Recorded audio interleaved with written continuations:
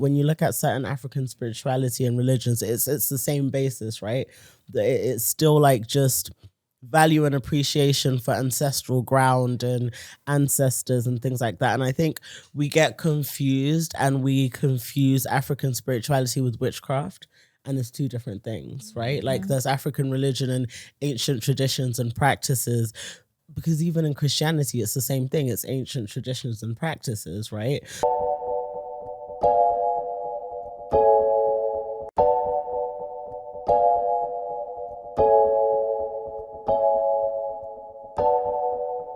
Hi guys, welcome to Kenganda. My name is Johnny Tamaya, and this is the Read Part podcast. Now we are missing our dear boss, but he'll be back for the next one, hopefully. But yeah, we have our lovely co-hosts. I'll let them introduce themselves. Hi guys, Tina. Tina from where? Tina from Uganda. Doing where? But social media consultant, hire me. I'm gonna keep saying that every episode. Okay. Because yeah, why not? My rate card is in my bio. That's dope. Straight to the point. I'm gonna look at that bio. DJ Maintain, DJ and producer, living here in Kampala for 5 years now.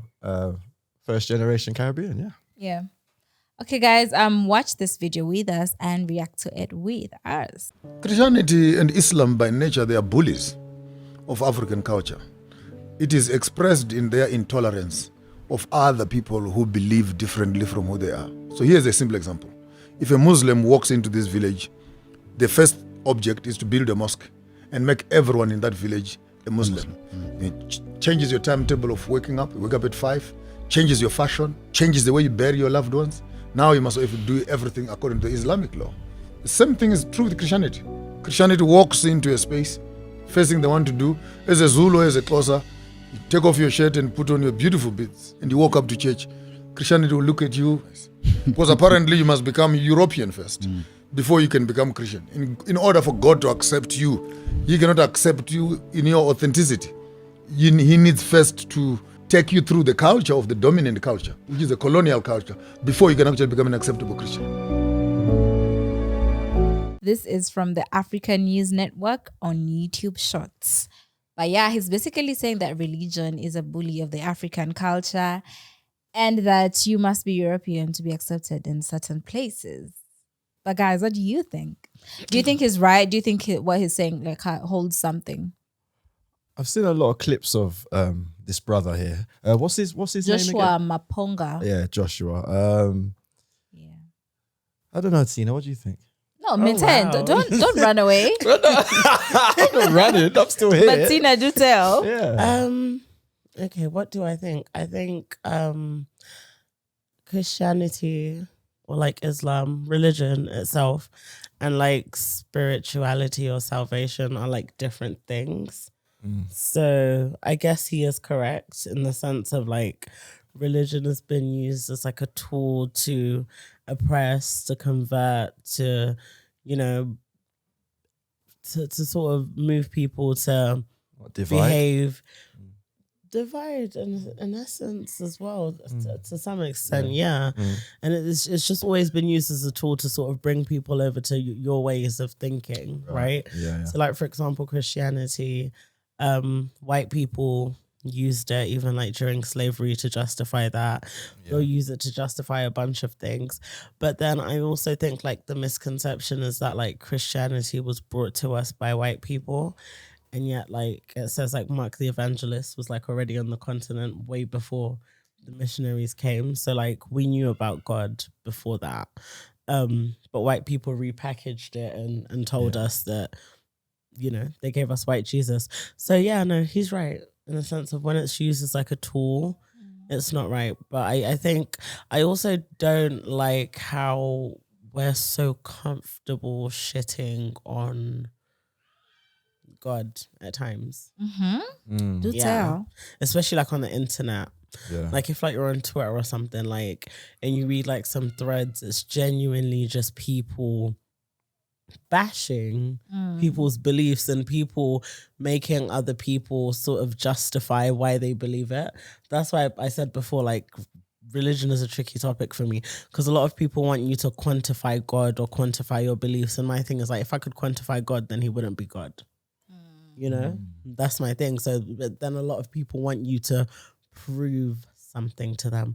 But side note, I love and appreciate South African culture. I love how they've managed to preserve and really like maintain and really like maintain their cultural values, even with like African spirituality and, you know, like Sangoma culture and all of that. So yeah, I agree with him.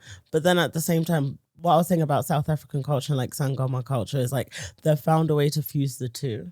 So they'll still be Christian, but still practice their ancient African traditions and religions. And I think there can be a balance. But yeah, religion, no. Salvation, spirituality, Yeah. yes. But when you say there can be a balance, you know that's not allowed in Christianity. There's no such thing as a balance. Necessarily. Is there? Not Correct us if we're wrong. Like I want to see the verse. You know how they always be telling us you can't be lukewarm. Yeah, you. Where's the Bible verse? No, for that? because he says you can't be for God and for the world. Yeah, but it's not for the world. It's for like I see like, so for example, even when like you look at like the creation of Adam and Eve, right? And when God okay guys, I'm not the best Bible person. We are not. This is not Bible study. Neither but of us are. We're just speaking the opinions. process in which like he created Adam from the earth, right? When you look at certain African spirituality and religions, it's the same basis, right? It's still like just value and appreciation for ancestral ground and ancestors and things like that. And I think we get confused and we confuse African spirituality with witchcraft. And it's two different things, right? Like there's African religion and ancient traditions and practices, because even in Christianity, it's the same thing. It's ancient traditions and practices, right? So think about things like Holy Communion, think about baptism. All of these things are just practices. So as long as they don't conflict with the beliefs, then I think both things can work at once. Like you have like Sangomas who are Catholic. Can you just sorry, I'm very intrigued. Can you just like give us an example of like African spirituality? Of course I do know of some instances, but I want to hear from you. Okay. Yeah, like So a friend of mine, actually my cousin, she said one thing to me, and she said, because I'm not lying, I was also of the view of like, that's some juju. Like, you know, like I was of that view. And then she just explained it to me deeper than that it's about ancestral ground, and not ancestors in the sense of like worshipping the dead. But she said something as simple to me as when you touch your face, like you're touching the face of like all the women that came before you. oh, that's Do you see what I mean? Yeah. Like when you have certain intuitions and certain like, I'm not going to do those are the people that came before you. And I think they can really help us in that sense. I do believe like the dead are the dead and they rest where they rest. But I think there's something about respecting those who came before you. Yeah, so for me, those are the parts of African spirituality that I'll pick up. Not everything necessarily. I won't say like I practice or anything, but that I gain that respect for my ancestors and the people that came before me, and the, you know, Yeah, there's a thing, I don't know if it can be considered as African spirituality, but there's a thing where when you go to the village and then you have to go to the graves of your ancestors and like clean them. And, I don't know, talk to them or something like that. To some people that's scary, but to other people it's what they do. And the other instances where I know a friend, the dad died, but she had to cut off her hair to like, I don't understand. I didn't understand the meaning behind it, to mourn him. And then there was some other thing behind it. Someone can tell us in the comment section. Oh my God, I read in a book that like Bagisu back in the day, that's my dad's tribe, that back in the day, I don't even know if this is African spirituality or just like poor oppression, simple like oppression, because basically when a man would die, his wife would have to sleep outside with his body for 3 days. That's oppression. And every day they would cut off a bit of his flesh and she would have to eat it. That's oppression. Yeah. Wow. But somehow, but somehow someone will get up and tell you that no, you know, the God said. But that's where I think like that's where the balance comes in. That's where the fine lines come in, where you're like, I'm sure they didn't say that. Like, eat his skin, but for 3 days. Why? Mourning for the man. Crying for the man. That's nasty. I'm just thinking about it. Very. The imagery. So I think that's where that thing of like Bagisu eat people, that's where it stemmed from. Yeah. Would I've you never say heard that. Sorry, before we get to never mental, heard would that you before. say that religion has led to the erosion of the African culture? Like, do you think like religion is slowly sweeping away? Yeah, and the way that we consume it, yeah, 100%. Like religion, but again, not salvation. Religion, like the way in What's which the we difference? consume it. Salvation is a relationship with God. Salvation Amen. is, you can be saved. So, for example, I'll speak like from my side, right? So, like, oh, I'm saved, not the perfect Christian, Praise but the I'm Lord. saved. I believe in God. I pray and I talk to God, you know. But I don't subscribe to white Jesus. Simply because even historically, scientifically, a man with blue eyes and blonde hair could not have existed in that climate, in the Middle Eastern climate. It was Egypt. simply impossible, right? somewhere. Like he would have burnt to a crisp. Like it was impossible. Yeah. So like when you grow up with Preach. these, and of course, Jesus's color is not important to him, but it's important in the way in which it's used as a tool, right? So even that's where we get that whole proximity to whiteness and purity being related to white people. And I'm also not saying Jesus was black, because he wasn't, but he was somewhere in between, you know?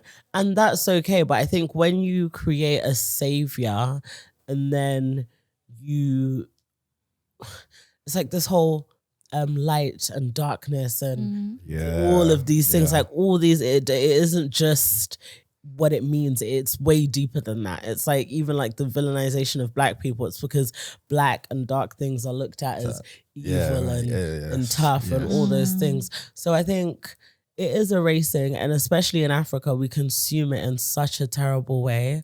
Like we really consume it to the point where it does erase our own beliefs.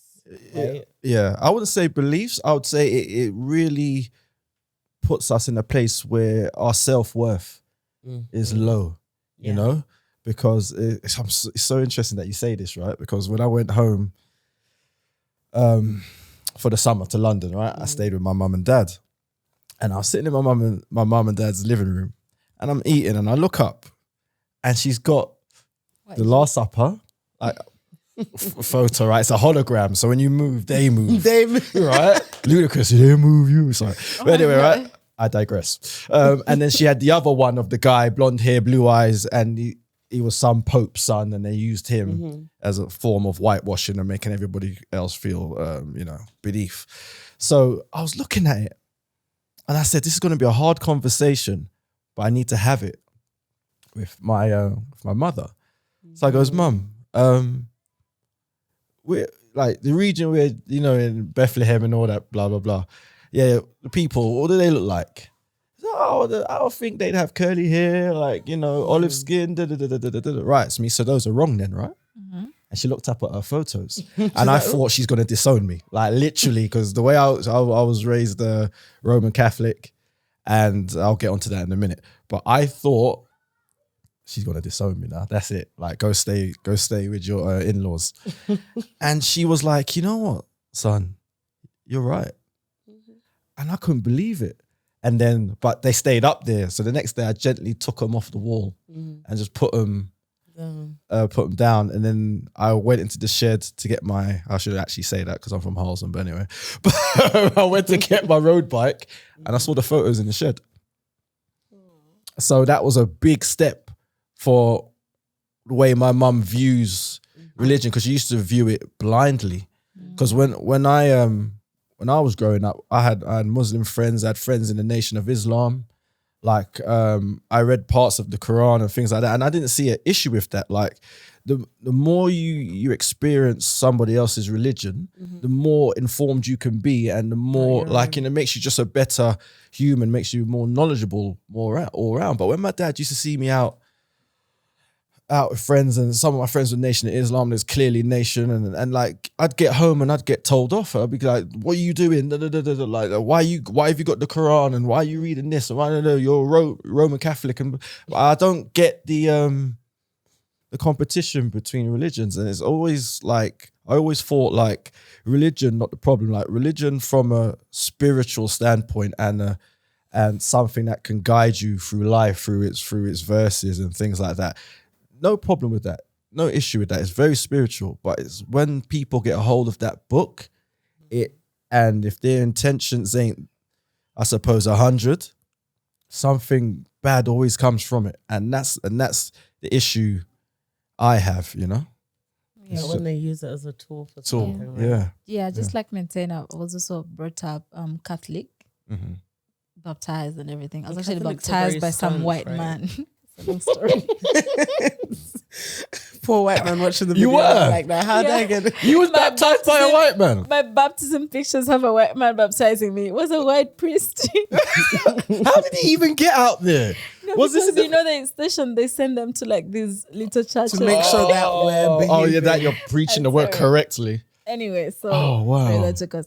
But yeah, I was also baptized by a white man. Anyway, I was brought up in the Catholic church, but just like maintain, we also had like these statues. Okay, I saying this out loud sounds a bit, to someone it's like, why do you have statues? But like we had the white Jesus, Yeah. we had Virgin Mary, obviously. Yeah. There was a rosary everywhere. I have a rosary in my bedroom right now. It's looking at me. You know, it's just like it's what Catholics do. It's what we've grown up seeing. It's what we've grown up. It's what we've grown up. Yeah. It's what we know. I went to exactly. a Catholic university, so everything in me has been Catholic. I went Catholic My dad high school. is a staunch Catholic. A Catholic university, he does not use any other bank if it's not a Catholic bank. So it's a Catholic bank, Catholic university. Everything to him is just like it has to be religion. The people he deals with have to like be from what he knows anyway. But that's how he lives his life. Shout out to him. But things like that, you see. So you see, like when we're at university, even with the Holy Month, would have like every after 5, you recite the rosary and whatnot. There was mass every day after lectures, but it was optional. You know, it wasn't imposed on you or anything like that. But like the Catholics were there. We had lecturers who were nuns. We had lecturers who were priests. We had lecturers in the bars with us, drinking with us beer, like taking our crate down and whatnot. So like, yeah, I've grown up Catholic and whatnot. But I would say in my home, speaking for myself, I feel like my parents, there was a balance of both, you know? Okay. It wasn't like, oh, you're Catholic and then you have to forget, you know, your African culture or certain things that you're doing, you know? It's like, oh yeah, we're Catholics, we love the Lord, praise the Lord, but we're also like Baganda. And there's certain things that we do as Baganda that now we have to do, you know? And my mom is not Mganda, she's from another tribe. That's another story. She's a Mtoro. So there's certain things she sees that people from my dad's tribe do. And she's like, people from that tribe, you understand? And she's just being judgmental. Right, yeah, right, but like, right. there was like she said, that's why I had to ask, like, what do you mean by a balance? Because to some people looking in, they may say, oh, you know what? You can't be for two places, you know. You can't say, oh, you're Catholic and a Christian and then you're doing something else. But to us, it was embraced, because if we went to our grandmom, there's certain things that we did. I'm not going to say them here. She put to be in the comment section going off. Literally all the conspiracy Sending me theories in the paragraphs. comments. But like if we went to our grandma, there's certain things we were doing. Like my dad would give us a heads up, like, hey, you may do ABC. Do not be shocked. Don't run away. Just embrace ABC. We go there, we do ABC, we move on, and then we go back home and it's back to church. You know, it's just like there's a balance of that and like African spirituality. So do I think that religion is a bully of African culture? Like you said, I think we were talking about it behind the scenes. I think it's the people and it's how you receive it that actually matters. Because I know he said you have to be an European before you are received in the church, which to a certain point, I agree with him on that. but let's first talk about that specific statement where I he said agree you with have him to on be that. European to be accepted in church. Yeah. You guys take over, please. You know. Yeah. Like, so church was the most boring thing to me as a Catholic child. church. Catholic Yes. church. Yeah, I I'm don't know how sorry, you get they- Oh through that. my God, when they're swinging all that incense and myrrh and they're doing all that Singing their mumbling. Latin and songs. look, I'm just sitting there like, God bless you. and if I but- fidget, my dad just gives me the death stare. And you know the sitting and standing, you get tired, and my dad is just looking. my I've favorite actually bit, never my been to a favorite bit was Catholic going up for service, communion you know. because I could actually stretch my legs.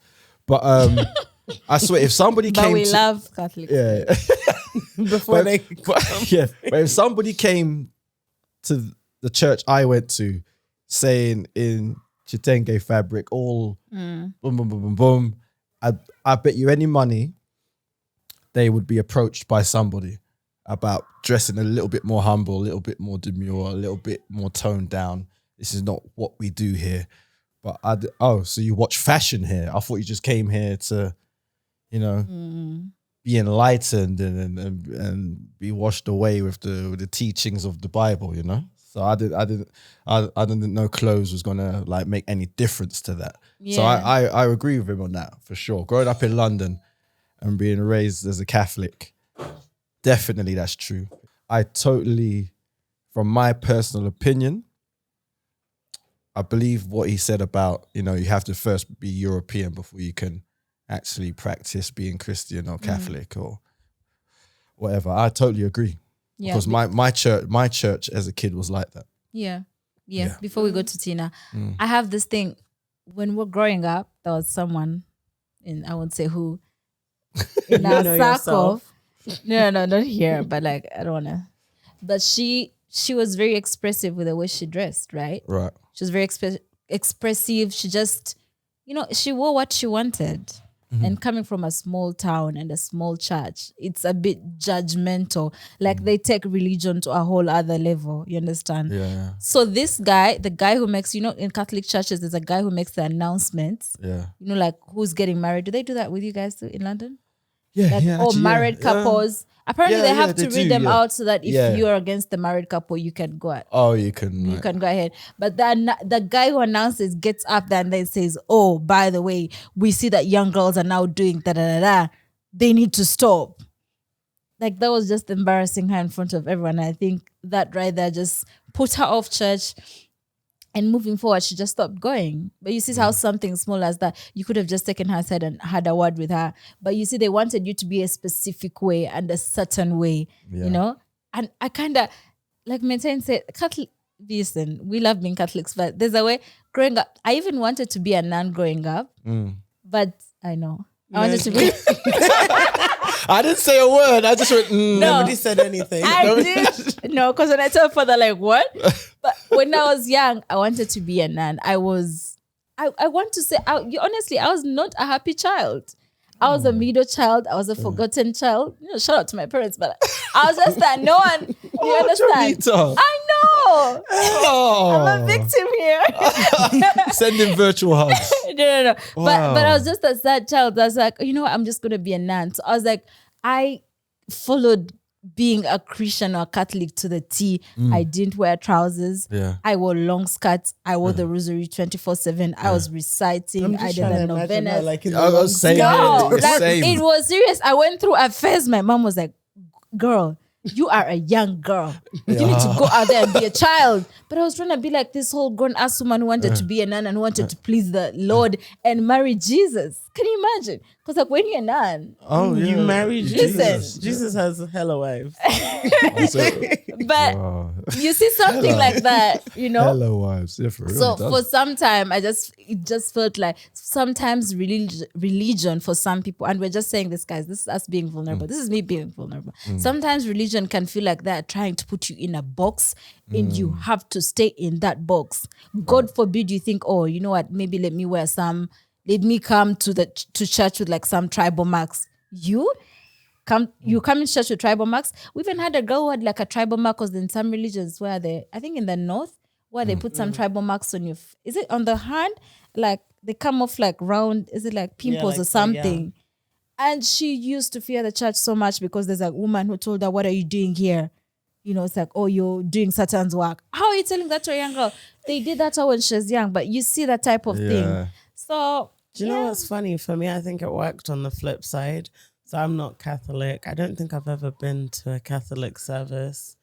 My dad's, they're Protestant, but they're just like Christians on Christmas.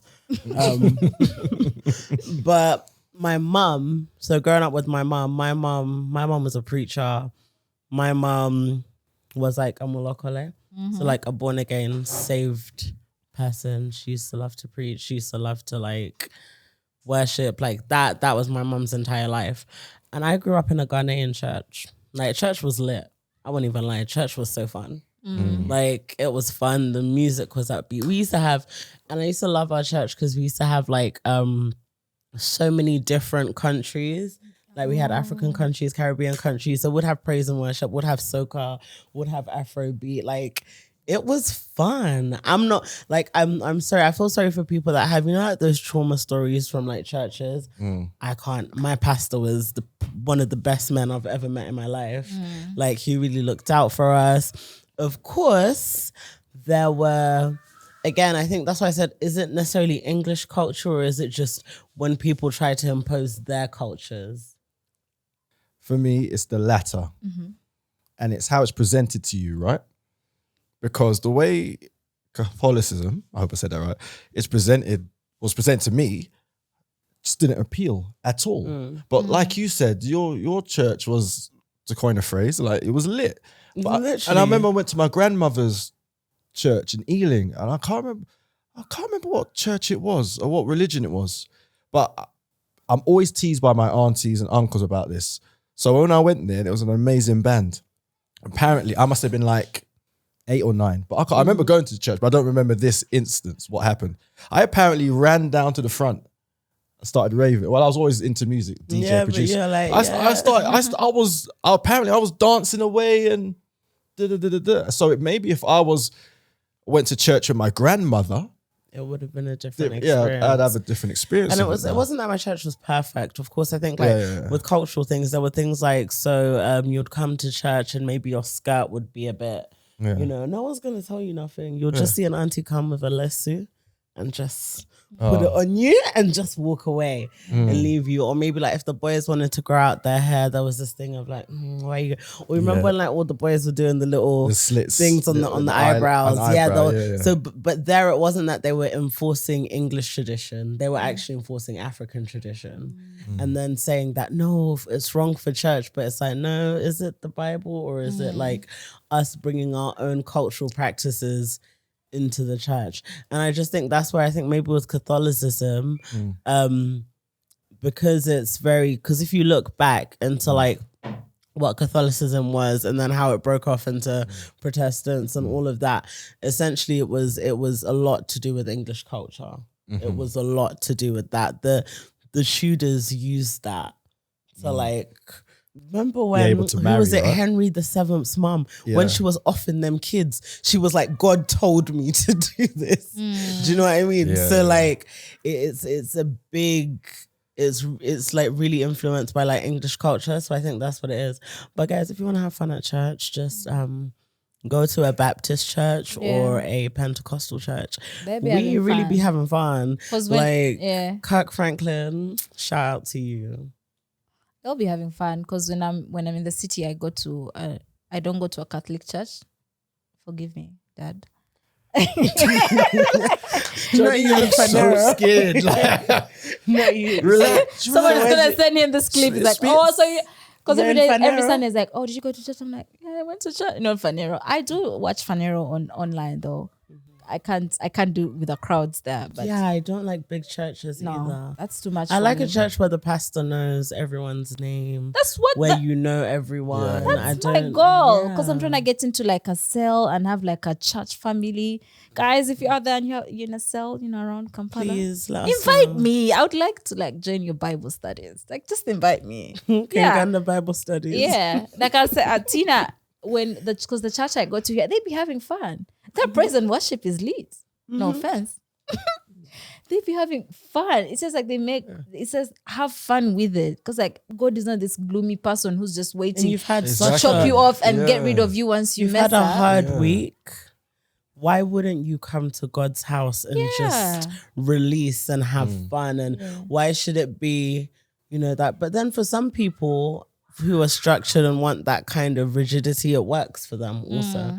That's what I mean. For everyone should just find their fit. Yeah. But yeah, on the topic of religion, on the topic of people using religion as a tool to like do their nonsense, let's talk about how Christianity demonizes homosexuality.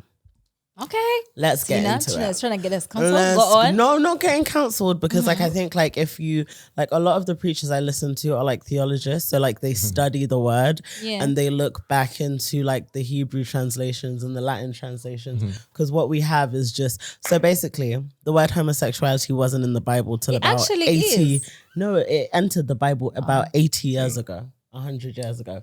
not even that The long. initial word was pedophilia. The abomination was always men sleeping with young boys. That's what it was. And then some white American man came and said, hey, let me just edit this and push my own agenda. So that's just what I wanted to put out there. Because when I found that out, I was like, they bamboozled us. And the look whole at where Sodom we and are Gomorrah now. thing. Sodom and Gomorrah, they fire banned them because they were doing pedophilia and hurting children and all types of other things. It was never homosexuality. That was never the abomination. God really don't business. He really just doesn't care that much about that. the gay No, people? I'm not saying whether it's a sin or whether it's not, but it was never stated that it was an abomination. And I think people have run with that. And sometimes you'll listen to a preacher, like there's a church, everyone here loves to go there. Which I'm not one? going to name the church because Just we're tell. not going to... They'll blip it out. Tell me. No. So I'm like, let me give it a chance. Let me listen to the sermon. So I'm like, let me give it a try. Before I go there physically, I'm like, let me watch an online sermon. He's preaching. And sometimes when preachers, when all else fails, they're like homosexuality. Like the sermon is going nowhere. Like I don't know. He was talking about self-progression. Then randomly was like, and the gays. I said, this man. Like it's not right because God's house is for everybody, right? So I'm not here to say whether it's a sin or not. Say? So you're not here to say if it's a sin Whether or not? it's a sin or not, but I'm here to say that why is one person's sin greater than the other? You lot are fornicating, you're going to church. You're adulterers, you're going to church. But it's the gay man that you have an issue with. But the bigger question is, right, Tina, and it's like you said, why did this guy in America feel the need to change the narrative? If it was about paedophilia and harming children, and children are our future, let's not get it twisted. Like, we have to protect kids. Yeah, but why would you change it from that to make it about homosexuality? Yeah, that's wrong. No idea. Like, I have no idea, but people- also society, especially white society. I'm sorry, white society. A lot of it is rooted in pedophilia. Like if you unpack it, really, like society's obsession with purity and virginity and being clean and like the royal family, marry your cousin, or keep the bloodline clean. So they clearly don't care that much about that stuff, but they care about who people are sleeping with, who grown-ups are sleeping with. But is it wrong? Is it wrong in your eyes? In my eyes, no. It's not wrong. No. A man sleeping with a man is not wrong. A man sleeping with a man is his business. No, sleeping. Let's actually say a man having sex with another man. Yes, what people do in their bedroom is their business. That's just, I'm a firm believer of... I'm just looking at Jonita's like, I swear, like, she not brilliant, Daddy. We need to edit like a little nun thing, like pause it, freeze frame Jonita's face and just put the nun thing on it, with please. the music, with the... I swear. Overtaker's looking at me. This is how you know she really went to Catholic school. She said a man. And then she rephrased it, thinking that you've given different answer. No, guys, I think me personally, I'm just in life in general, I like to mind my business. So what people do in their bedrooms has nothing to do with me. But with Christianity, it's not about minding your business. You need to mind your neighbor's business and love your neighbor. Where does it say? What? Look, I'm done. You're really exposing yourself. I'm sorry. I can see her now in the long skirt. yeah, I could see. Listen, Oh, yo, the I rosary was beat. so judgmental as a child. Yeah. Oh no. Oh, no. What? You're listening to secular music? Yeah. What is that? You? No. I know I was snitching on everyone. No, Please forgive honestly, me, guys, I think we should as like a society, even like Africans, if we're talking about Europeans and erasure of African, again, homosexuality inherently is a European concept, right? But somehow Africans and Caribbeans adopted it as our own. And now they call us backward for being homophobic, but yet they introduced it to us. Yeah, exactly. They brought it here with the missionaries and the everything, and used it as a tool, and now suddenly, oh my god, these savages, they won't, human rights and used to chop each other's hands off for stealing apples.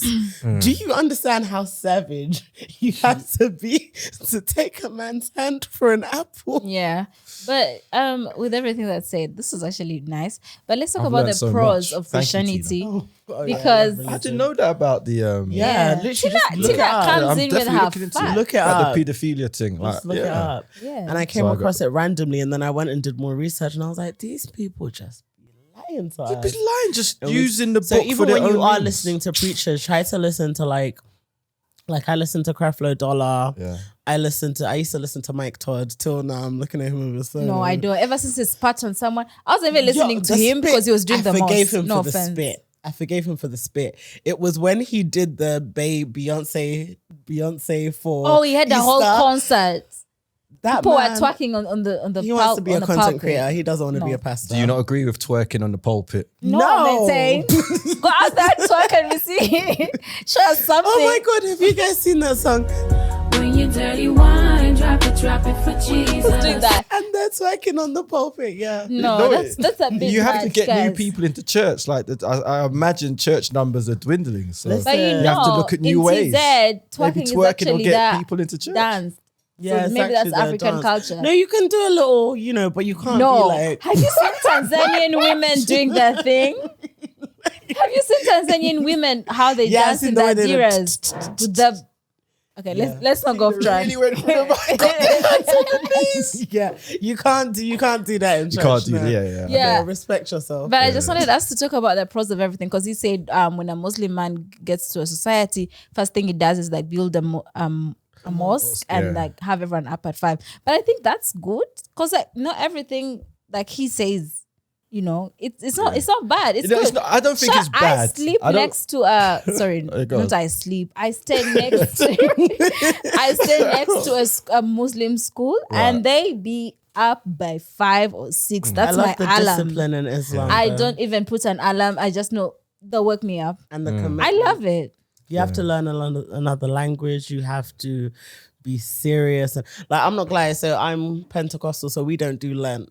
You lot do Lent, right? Yeah. How's that? Oh, but no meat. Maintain. Do you actually do Lent? Because there's no sex during Lent. What if you're married? No. Oh, I've done Lent and I gave up soda. And to this day, I don't drink soda. I only No, drink but it if with, I you're only drink married, it I with think alcohol. there's oh, you something. give up one thing for Lent? No, I have friends Yeah. that do the proper fasting. Is it? 40 that's, days. That's 40 dope. days, yeah. Yeah. That's dope. I think it's amazing. I have failed a few Lents here and there, but I tried to like do the whole Listen, Lent as long thing. as you tried, It's good, and you're honestly. coming from a good place. What's the It's issue? also a good time to like detox and lose some weight. Look at the positive. Not you.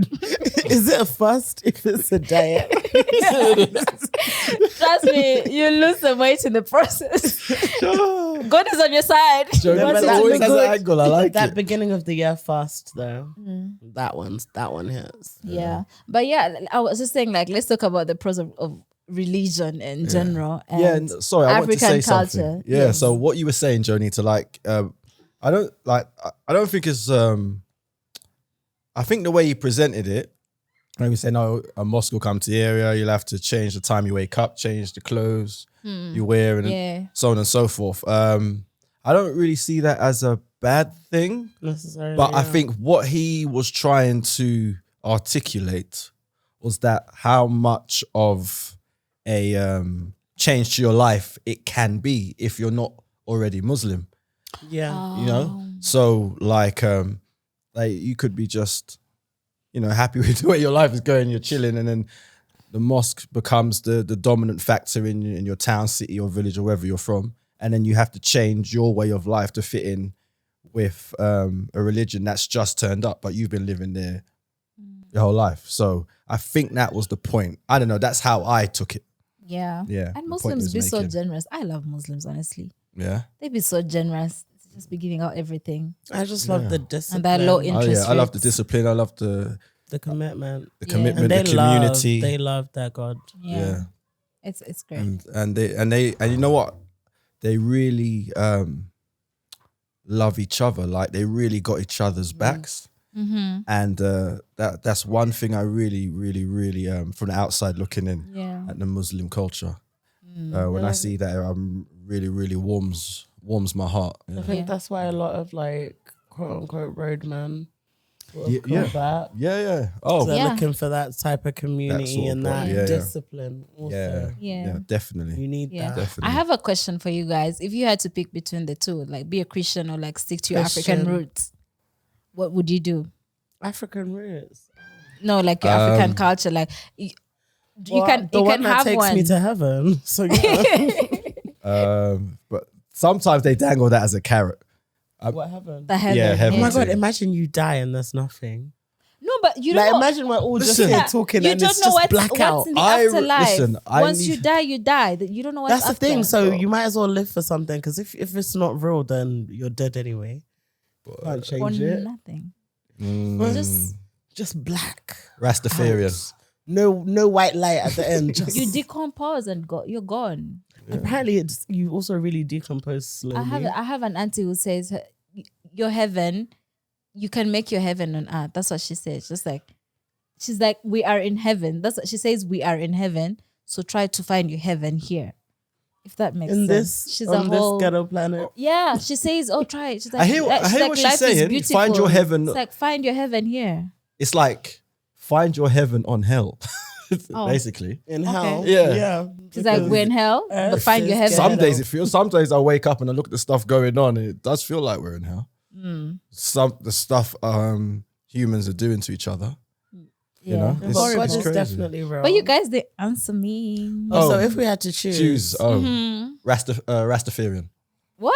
Well, that's a religion, actually. Yeah, Yeah, it is. that is one. Yeah. Yeah, how come Yeah. Tell us about it, Maintain. I don't know enough to tell you all about it. Dreadlocks? But it's more than that. But Yeah, I know. like Rastafarians that really are really serious about it. I've always learned so much from their diet to the way they treat people, the way they treat other Rastafarians. That's something that's really, really, really, really, as I've grown older, has appealed to me. Yeah. Yeah. If I was gonna choose something, I'd probably choose Rastafarianism. Yeah. What about you, Tina? I would say a born again, saved Christian. Amen. Praise the Lord. But if I was not, I wouldn't mind Sikhism.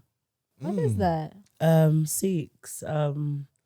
Turbans. Yeah, I wanted to do it, but then I'm like, what if I get cancelled? Cancelled by who? The internet. Like, yeah, no, Sikhism. So Sikhism, I think they believe that every religion leads to God. Oh, I Either way. like That's that. how Yeah. it should be. Yeah. And I remember just an RE just being amazed with that. And I was like, yeah, if I wasn't this, I'd be that. Big Or up the African Sikhs, man. spirituality.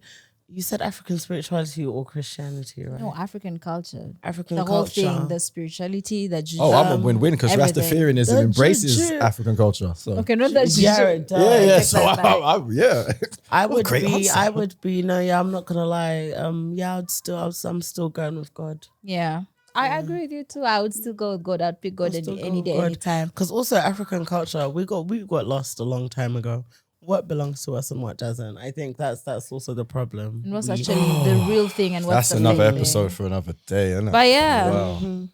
I believe we can wrap this episode here. Tell them where they can find you. If they want to reach out. You can find me on Cash App. I'm joking. What's your cash up actually, Tina, if you have it? Nah. Ooh. You guys have access to those things. You You should know be having what? one. Pound sign. T. You're actually telling people your cash app. No. Have no shit, Tina. Maybe Say the it. next episode. Maybe Yeah. the let's first. Yeah. become Let's break them friends. in. Let's break You them can in. find me on Tinagram. Okay. You can find me at DJ Maintain on all social mediums. Okay. And guys, you can find us at King and a Nation on all social media pages. By the way, in the comment section, please try to be nice. We know some of you will get in your feelings, but we are all here to learn. Okay, we are learning something. You can give your comments in a nice way and educate others. You don't have to be condescending and mean. That's not godly of you. And when I know you're some of mean- you will do that. When you're mean, just know sometimes they upload these videos at a time when we also have time. So you might just catch my frustration for the week in the But comment Tina, section. God says, forgive. God says an eye for an eye. Anyway, guys, if you have anything you'd like to share with us, you can send us an email at teamkenganda@gmail.com. Join our WhatsApp group. The link is in the description box. And yeah, guys, we'll see you next time. Thank you.